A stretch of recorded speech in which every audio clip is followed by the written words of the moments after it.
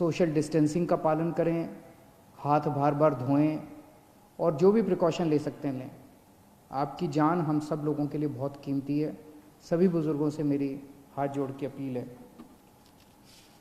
ये जो 6,923 case positive हुए हैं, इनमें केवल 1300 केस इस टाइम अस्पतालों के अंदर हैं।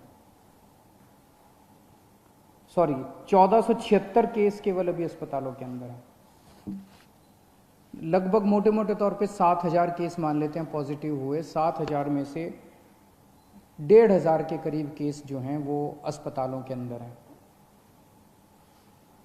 बाकी सारे केसेस या तो माइल्ड सिम्टम्स हैं और या एसिम्टोमेटिक हैं।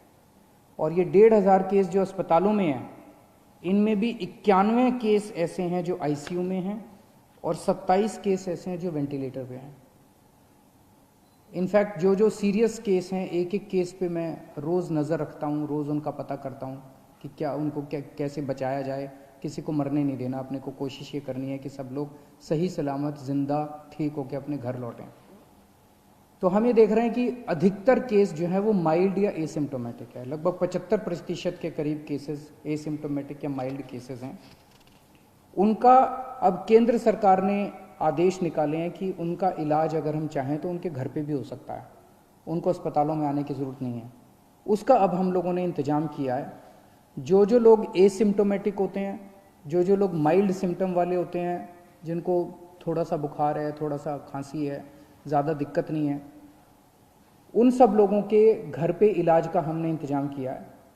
हमारी टीम उनके घर पे जाती है, उनके पूरे परिवार को बिठा के सब समझाती है कि आपको कैसे करना है। देख के आती है उनके घर पे पहले कि क्या उनके घर में एक अलग कमरा है, क्या उनके घर में एक अलग टॉयलेट है, क्या उनको अलग से घर के अंदर सोशल आइसोलेशन किया जा सकता है। अगर उनके घर में ये सुविधाएं हैं तो फिर उस मरीज को अपने घर में ही उसका इलाज करने की इजाज़त दी जाती है। इसमें इलाज तो है ही नहीं कोरोना में, तो वो अपने घर में ही आइसोलेट हो जाते हैं। डेली हमारी टीम की तरफ से उनको फ़ोन जाता है, लगातार उनके टच में रहते हैं, उनको फ़ोन नंबर दे दिया जाता है। अगर उनको किसी भी तरह की तकलीफ़ हो तो वो हमसे संपर्क में रह सकते हैं। जिन लोगों के घर में ऐसे होम क्वारंटाइन करने के लिए अलग से कमरा नहीं है, उन लोगों के लिए फिर हम लोगों ने कुछ कोविड केयर सेंटर बनाए हैं, कोविड हेल्थ सेंटर बनाए हैं। वहाँ पे फिर उन लोगों को हम ले आते हैं, लेकिन और उन लोगों को वहाँ पे हम रखते हैं 13-14 दिन के लिए, जब तक वो नेगेटिव नहीं हो जाते।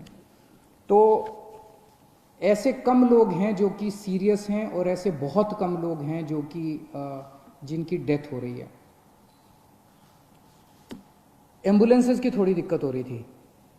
मुझे ये बताया गया था कि कुछ लोगों को फ़ोन करने के बाद एम्बुलेंस के लिए कुछ घंटे इंतज़ार करना पड़ रहा है।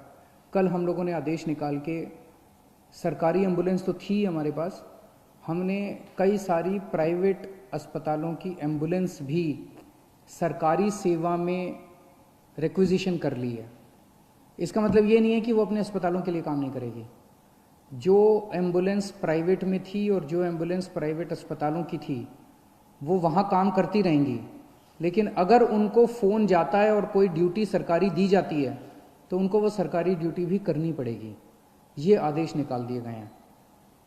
तो इससे मुझे उम्मीद है, अब कई एम्बुलेंस हो गई हैं, इससे मुझे उम्मीद है, कल काफ़ी सारी प्राइवेट एम्बुलेंसेस रिक्विजिशन की गई हैं दिल्ली के अंदर, इससे मुझे उम्मीद है कि एम्बुलेंस की दिक्कत अब ख़त्म हो जानी चाहिए।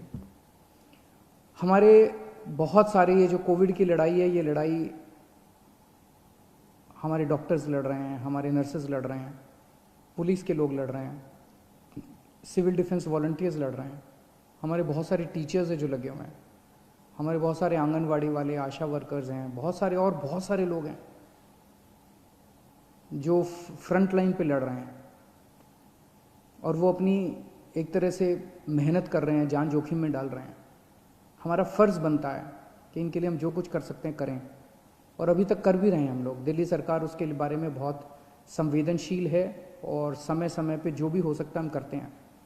कल हमने आदेश निकाला था कि हमारा Rajiv Gandhi super speciality hospital, जिसको कोविड हॉस्पिटल हमने डिक्लेयर किया है, उसके साथ हम लोगों ने 2-3 5 स्टार होटल्स अटैच कर दिए हैं। एक तरह से वो होटल्स भी अस्पताल का हिस्सा बन गए हैं, अस्पताल ने अपनी फैसिलिटीज़ उधर कर दी है।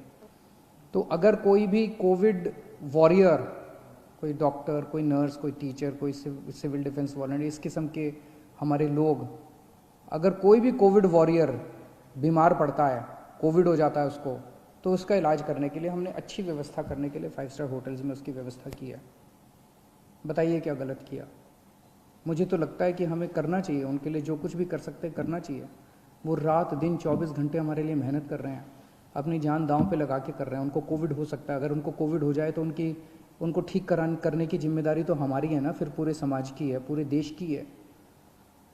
मुझे कल बहुत दुख हुआ जब हमने ये ऑर्डर पास किया तो विपक्ष के लोगों ने इस ऑर्डर का खूब मजाक उड़ाया, इसकी खूब क्रिटिसिज्म किया कि इन लोगों को स्पेशल सुविधाएं क्यों दी जा रही हैं। मैं आपसे पूछना चाहता हूं कि क्या हमारी कोविड से हमारी रक्षा करने वाले कोविड वॉरियर्स को स्पेशल सुविधाएं मिलनी चाहिए कि नहीं मिलनी चाहिए? बिल्कुल मिलनी चाहिए। क्या तकलीफ है अगर 1, 2, 3, 5, 10 करोड़ रुपए खर्च हो गए इन लोगों को बचाने के लिए? इसमें क्या गलत है? अगर हम 1 करोड़ रुपए कोविड से, अगर किसी भी कोरोना वॉरियर की डेथ होती है और अगर हम उसको 1 करोड़ रुपए दे दें उसके परिवार को, उसको सम्मान राशि उसके परिवार को मरणोपरांत देते हैं, इसमें क्या दिक्कत है? अभी एक पुलिसमैन थे हमारे, अमित राणा जी, कुछ दिन पहले कोरोना की वजह से उनकी मौत हो गई।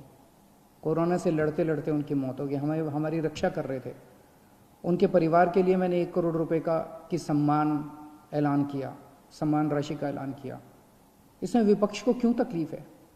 मेरा सबसे यही निवेदन है कि ये टाइम राजनीति करने का नहीं है। ये टाइम सबको मिलके कोरोना से बचने के लिए हम क्या कर सकते हैं, देश के लिए क्या कर सकते हैं, समाज के लिए क्या कर सकते हैं, लोगों के लिए क्या कर सकते हैं, ये समय ये सोचने का है। मेरी सबसे निवेदन है कि राजनीतिक बयानबाजी ना करें, एक दूसरे की मदद करें, सरकारों की मदद करें, समाज की मदद करें और एक दूसरे का साथ दें।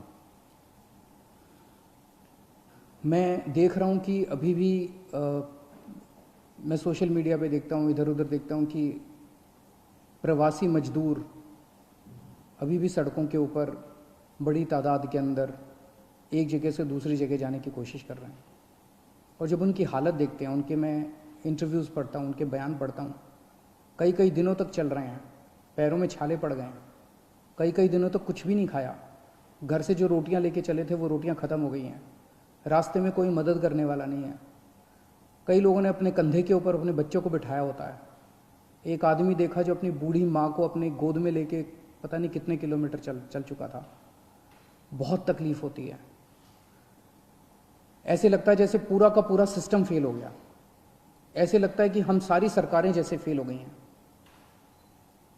मेरी सब लोगों से निवेदन है, दिल्ली के रहने वाले सब लोगों से निवेदन है कि आपको बिल्कुल चिंता करने की ज़रूरत नहीं है। जो लोग दिल्ली में दूसरे राज्यों के ऐसे हैं जो फंसे हुए हैं और जो जाना चाहते हैं, हम उनका इंतज़ाम कर रहे हैं।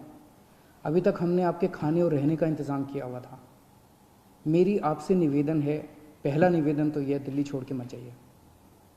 बहुत जल्दी ये लॉकडाउन अंतहीन तो होगा नहीं, कभी ना कभी तो खुलेगा, जल्दी खुलेगा, सबको नौकरियां भी मिलेंगी, आपको भी नौकरी मिलेगी, सबको काम मिलेगा, सबको मजूरी मिलेगी। लेकिन अगर कोई फंसे हुए हैं और जाना ही चाहते हैं, हम आपके लिए ट्रेन का इंतज़ाम कर रहे हैं। एक ट्रेन मध्य प्रदेश जा चुकी है, एक ट्रेन हमने बिहार भेजी, अभी और ट्रेन का इंतज़ाम कर रहे हैं। केंद्र सरकार से भी बात कर रहे हैं, दूसरे राज्यों की सरकारों से भी बात कर रहे हैं। थोड़े दिन इंतज़ाम कीजिए, लेकिन घर से ऐसे पैदल मत निकलिए, ये आपके लिए सुरक्षित नहीं है। कुछ लोगों की ट्रेन से कुचल के मौत हो गई, कुछ लोगों की सड़क हादसे में मौत हो गई, और इतने दिन पैदल चलना बिना खाए पिए, ये भी सही नहीं है। हम आपकी जिम्मेदारी लेते हैं, प्लीज़ आप इस तरह से मत निकलिए। हम आपके लिए इंतज़ाम कर रहे हैं, हम हैं आपका ख्याल रखने के लिए, विश्वास कीजिए। धन्यवाद।